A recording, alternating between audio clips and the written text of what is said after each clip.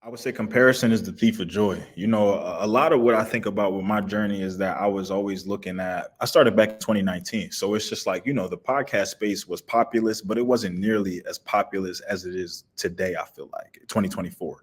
And so I was always just, I really, back then I really had nobody I had podcasts to look to. I wasn't really a podcast person. No, I'm a music person. So every time them headphones go in, it's music. Every time I'm in the car, we ain't listening to no audio books or no Kindle or nothing. No, I need music. So for me, like as I look now and as I just look at certain things, there were people who I emulated and looked up to and wanted, and that I was inspired by. But ultimately, I kept feeling like, I had to have this perfect setup. Everything, I had to have the mics all over the place, the camera angles over here, the light popping, the crazy backgrounds, the sponsors and all of that, but I was just like, yo, if I come into this business exactly the way I want to, 100%, how do I get to 101? What does 102 look like? What does 103? But if I come in, okay, 60, 70% of the way, I can get to 80. I can get to 90. I can get to 100. I can be good, So my inspiration, my really advice for everybody is really just to be yourself. You know what you bring to the table. You know what you want to do. Do it.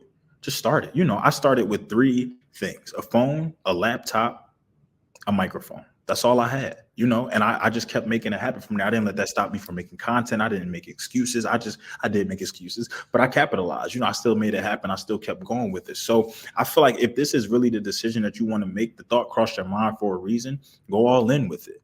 I was surrounded by so many just dope individuals. And if it wasn't for the love that I was showing or that other people were showing, these stories wouldn't be heard. These people wouldn't be known about. I'm quick to promote a brand or wear something in my episode or do something like that just to bring that exposure. And I felt like, there was so much out here that was just untold, unexposed, undercompensated for it, that I felt like, if I've traveled to so many different places and, being from New York, raised in Philly, school in North Carolina, back to New York, now in Florida, I've traveled along the East Coast a lot. And if I can plug those pieces in and move all of that, I would love to do that. So, man, hosting it's just opened my eyes to just what people are doing, to the experience that they have. It's helped me learn different things because some of these people are serial entrepreneurs.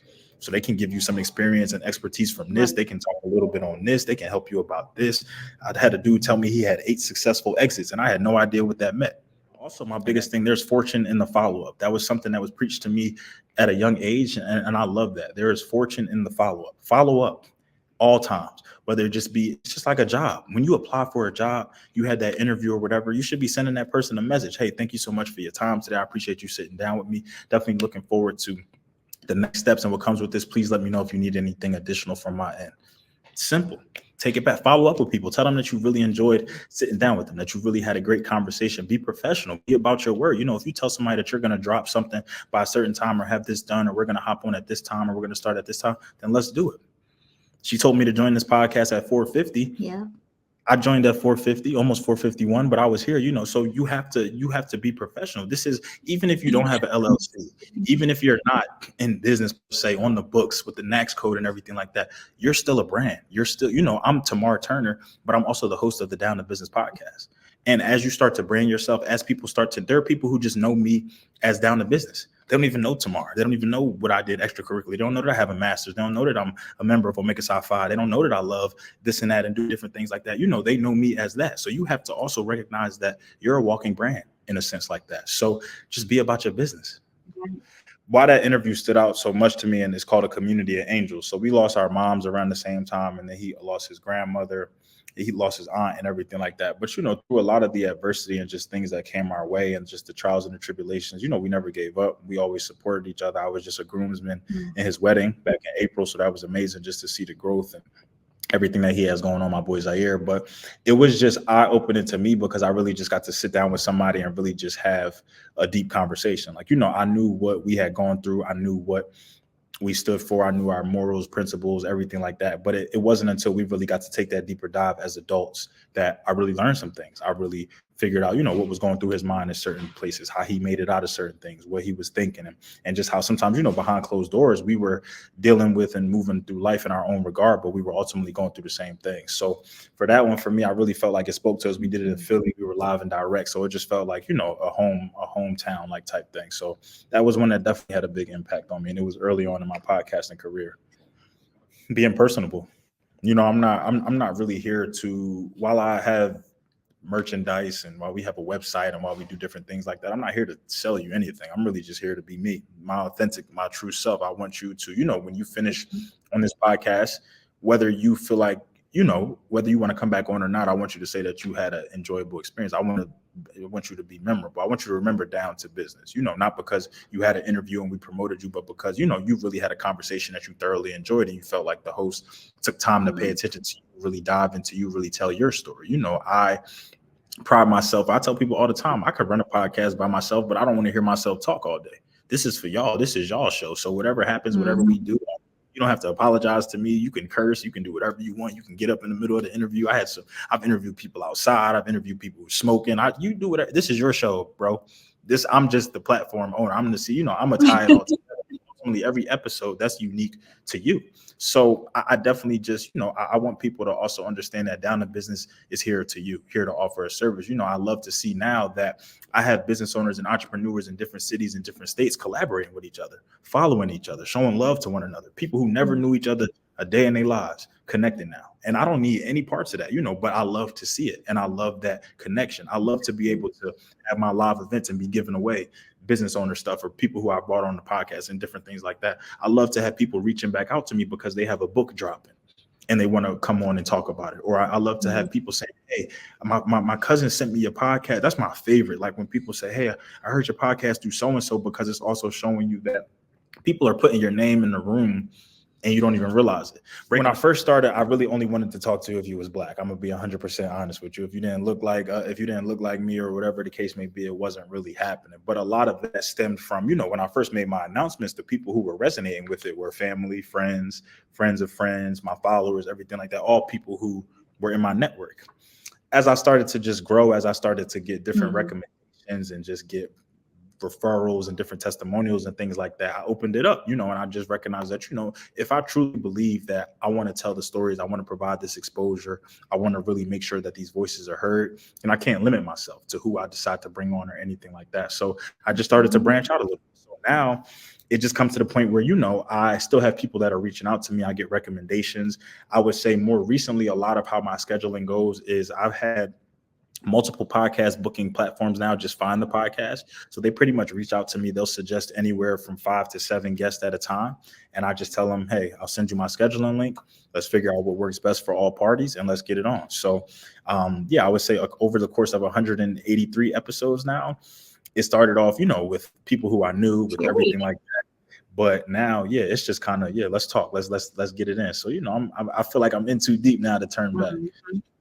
I would say, just adversity, just with the coming into business, with being a business owner, with being an entrepreneur, it's a new thing for some people. Some people are partaking in this venture for the first time. Some people are really stepping into their own shoes and figuring out what they want. Some people are leaving corporate for this. Some people are trying to make ends meet, pay bills, take care of family, kids, everything like that. So a lot of things, it's like unaccounted for adversity too. With being a business owner, there are just things that happen that could be out of your control, whether it be financially, whether it be mentally, physically, everything. You just can't account for certain things, from sales maybe not hitting the mark that you wanted to hit, from a product maybe not doing it, being of quality the way that you want it to be, from maybe your biggest client reneging on you and falling back, from maybe you may just deal with life things and have personal experiences that take you away from the business in a sense. So it's a lot. But I will also say too, something that they talk about a lot is just doing it.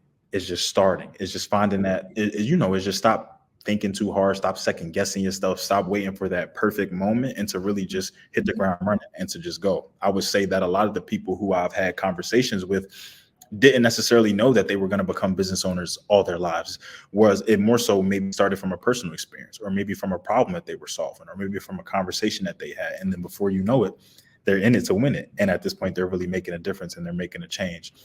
And then the last thing that I would say is love what you do. I think everybody who I've talked to over the 183 episodes, I have sensed the passion. Whether it be a 20-minute episode, a 40-minute episode, an hour-long episode, these people love what they do through and through. They're not in it for the money, and they recognize that if they were, it's not going to last long. So you have to love that. Yes, absolutely. You can't wake up every day and just feel like a drag, or just feel like something that you don't want to do, or I I gotta clock in for the business again. I gotta record another episode today. I gotta edit. Like, oh my gosh, like, you know what I'm saying? So it's just like, you really have to love this. Like I said, I'm not 5 years in because down the business is paying the bills. Down the business is not paying the bills yet. But I'm 5 years in because I've talked to so many different creatives, from people in Australia to California to Texas to people doing work over in Africa. Like, I love and breathe down the business. So I definitely agree with what Nikki is saying, just the same. But yeah, those are a lot of commonalities just across the spectrum, just that overcoming adversity, just that consistency, and really just getting that start one way or another. And then just that love, just that passion for it. So a lot of times, no, I tell them the best way to prepare for my podcast, for my interviews, is to just go listen to previous episodes. While the niche is different in itself, it's going to follow that same format. I'm going to welcome everybody back. I'm going to talk about something that we're doing. I'm going to highlight something. But all in all, I want it to be conversational. I want to talk. I love, speaking to people and all of that. So one of the biggest things that I've learned to do as I've gotten older and just moved through life is not listen to reply, but rather listen to understand. When you listen to reply, you're only really listening to hear certain points, or to get what you got out of it, or to maybe even respond just to get your point off or get your right, whatever you got to do. When you listen to understand, you're taking and digesting everything that they're saying. As you're doing here, you're able to repeat back some of the things that I'm saying. You're able to summarize it and then transition and then move on. So I want things to flow conversationally and not feel like I'm just, all right, so we're going to do this now. All right, so now we're going to do that now. And now we're going to, I want it to just go, and I want it to flow.